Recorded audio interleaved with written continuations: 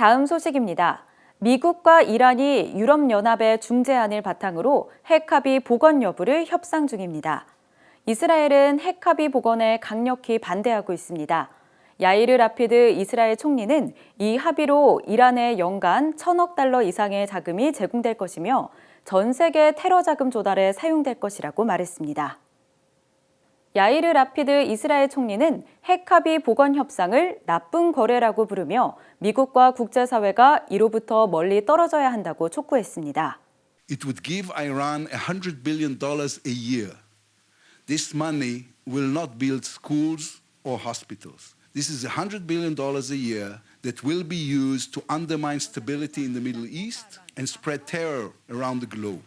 라피드 총리가 외신 기자들에게 한 발언은 양측이 회담 진행 상황을 보고하는 가운데 나왔습니다. In our eyes, it does not meet the standards set by President Biden himself, preventing Iran from becoming a nuclear state. 데니 다논 전 유엔 주재 이스라엘 대사는 부끄러운 순간이라고 표현했습니다. When President Biden was elected, he said clearly that he will make sure that the new agreement will be stronger and longer. What we are seeing today is a weaker and shorter agreement that will actually allow Iran to continue with their nuclear ambitions. It will be dangerous for Israel and for the region. 미국과 국제사회는 2015년에 이란과 처음으로 핵협정에 서명했습니다. 3년 후 트럼프 전 미국 대통령이 일방적으로 핵 합의를 탈퇴하면서 대이란 제재를 복원했고 이때부터 이란은 공공연하게 협정을 위반했습니다. 그리고 16개월 전부터 유럽연합은 핵 합의 복원을 시도했습니다. They want to sign the agreement and to say we finished with that. But that's not the case. That's why together with our allies in the region, we will have to stand strong against Iran and prepare ourselves for every option. 요시 쿠퍼바서 예비역 준장은 핵 합의로 이익을 얻는 것은 러시아, 중국, 그리고 이란이라고 말했습니다. From a global point of view, this is a very dangerous development because it means that all the three main powers that want to change the global order are making progress in their efforts because they understand that there is an American weakness. 다논 전 대사는 핵 합의가 이스라엘을 어려운 위치에 놓이게 할 것이며 미국이 이스라엘의 정치적 상황을 이용하고 있다고 주장했습니다. 또 다가올 이스라엘 총선과 관련해 차기 정부가 세 가지를 해내야 한다고 말했습니다. First is to isolate Iran. Second is to call for more sanctions. And third is to build our military capability. So if we will have to take care of this threat ourselves, we will have the means to do it.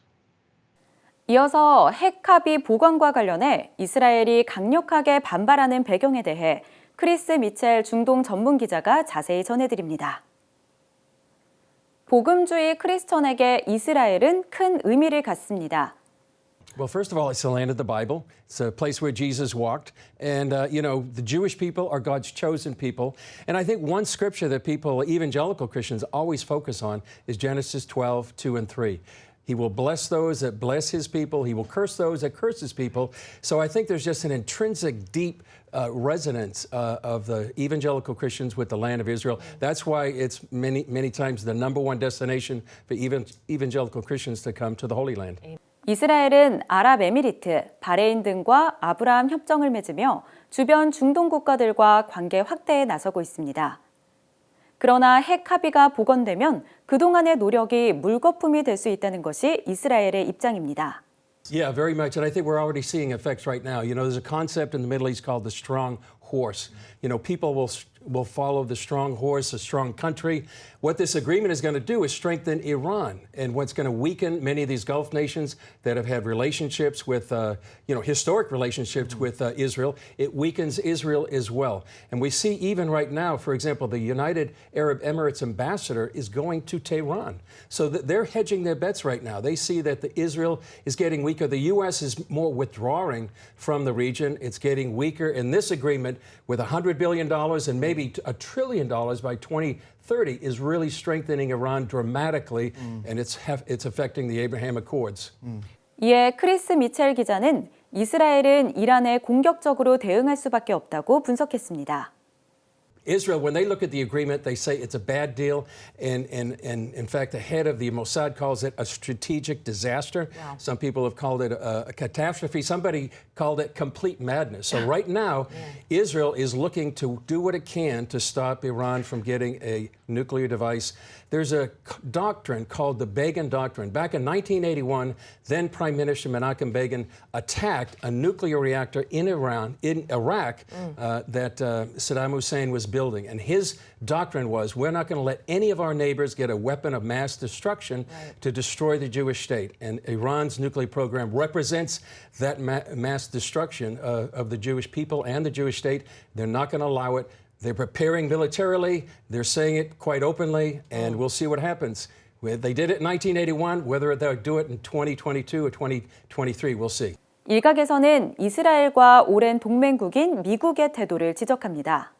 Well, you know, some people say it's a whole contrast in attitudes towards an enemy from the Biden administration, which is appeasing Iran. The Trump administration confronted Iran with its maximum pressure campaign.